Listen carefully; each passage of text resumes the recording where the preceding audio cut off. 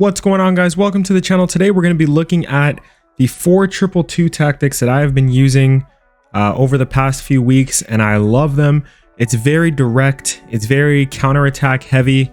If you're like me and you're not good at holding possession, this kind of tactic is perfect for you. So I'll walk you through the player instructions, the tactic itself, and some kind of players that I recommend as well. So this is how it lines up. You got two CDMs, a right attacking mid and a left attacking mid who basically play like wingers, two strikers, and then four at the back as well. Let's get into the tactics. So defensive style, I go with the balanced. I have another version of this tactic where I go to press after possession loss, but for most of the game, I just stick with balance. It just keeps the shape nice and solid. Width at 50, I never really see much of a difference with this, so I just keep it there. And depth at 60, sometimes I go a little higher as well, but 60 seems to be a nice sweet spot right now. Offensively, the build-up play is the long ball. This is what makes the tactic. This is all about getting that ball up the pitch quick, finding gaps. It's a through ball meta right now, and this is how you get away with it. It really opens up the game for you, and if your strikers have a little pace to them, they'll have no problems. They'll score lots of goals. Going with that, we go with the direct passing. This is more for when you're in the final third. You'll see a lot of guys making good runs in behind. Once again, it's very focused on the through ball, the lobbed through ball, but players with good attacking positioning actually shine with the direct passing. They make great runs and they find themselves in good spots in the box. Width, we stick with 50 as well. We just keep it very balanced. Players in the box, we go to 6, and corners and free kicks, we stay on 1 each. I play it short on all these things, so I don't need too many people crowding the areas. Going on to player instructions. These are very important. I'll kind of tell you the player instructions as well as players that I kind of recommend using in these spots. Starting with the strikers, they're on drift wide, get in behind, and come back on defense. Come back on defense is just helpful. It's always helpful defensively. And it also means when you win the ball, you have players nearby right away. So you're not just going to have to hoof it and pray. You're going to have guys that can do a little quick build up at first, and then you're looking for a through ball after. So that's why we have come back on defense. Get in behind. You need it for this kind of tactic. You need your strikers making those runs. This just helps them a little bit more with that. And drift wide. I really like this on these strikers in this formation. It feels like they make great diagonal runs. Not every run for your striker is going to be dead set on goal, and that's okay. Sometimes pulling a defender somewhere else leaves a lot of space for other players to drive through the middle. I think drift wide is great. I think it's very important on this tactic. When looking at your strikers, ideally you're going to have at least one guy that's really fast. That's why I use Rashford here. Griezmann isn't as fast, but he's so good on the ball that he works out just fine in this formation. You're going to want them to have high dribbling, high attacking positioning, good finishing, just really good strikers. That's what you're looking for here. Left attacking mid and right attacking mid, both on comeback on defense and get into the box for cross.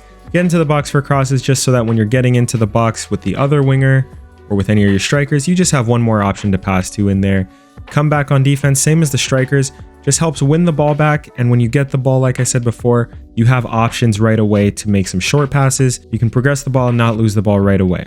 I use two kind of like inside forward type players here. I use Dembele on one wing, Mahrez on the other one. You can swap these guys if you prefer putting crosses in. You guys know what you need for wingers. Good dribbling, good pace, hopefully some good passing if you want to put some crosses in as well. And being able to finish is obviously a bonus. Get some good well-rounded players here. I love this Mahrez card. I think he's perfect for this.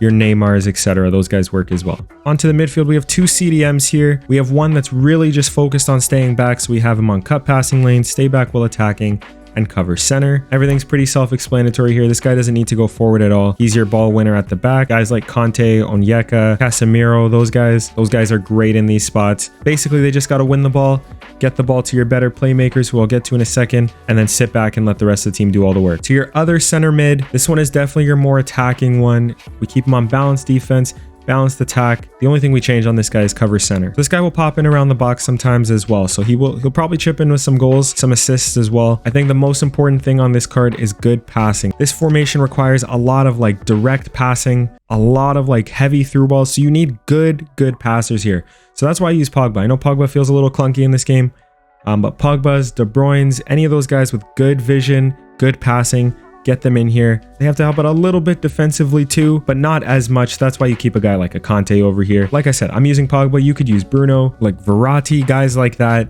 They're great in this role. If they have good long shots, that's an even better bonus. They'll get a lot of opportunities at the edge of the box. Defense is going to be pretty straightforward. Left back and right back, both on stay back while attacking and overlap. Get good fullbacks, man. Get guys with some pace, some good passing. I find I use the driven pass with these guys a lot to get the ball into the middle. So if they have good passing, that's a huge bonus. Not necessary, but definitely helps with the buildup if they're good passers. Center backs, stay back while attacking, nothing to change there. High pace, once again, good passers. You'll never be in trouble if you have good passers, man. They help so much. And then on to the keeper. We have him on comes for crosses and sweeper keeper. I find sweeper keepers are just great this year. I find if your keeper is off the line quickly, you can shut down a lot of one-on-ones because I find it tough to score one-on-ones. So that's why I do it like that. So that's basically what the tactics are lined up. I do have one more. If I feel like I'm playing a lot better than my opponent, but I'm not getting the ball enough, I just switch to this one. The exact same, just have press after possession loss. Sometimes I'll run a full game with that if I feel like I can beat my opponent. Thank you guys so much for watching. Hit that like button, hit that subscribe button. Help me grow this channel so I can keep giving you the best content. I'm going to try and do that anyways. Let me know if there's any other tactics you guys want to see. I'll see you guys next time. Thanks for watching.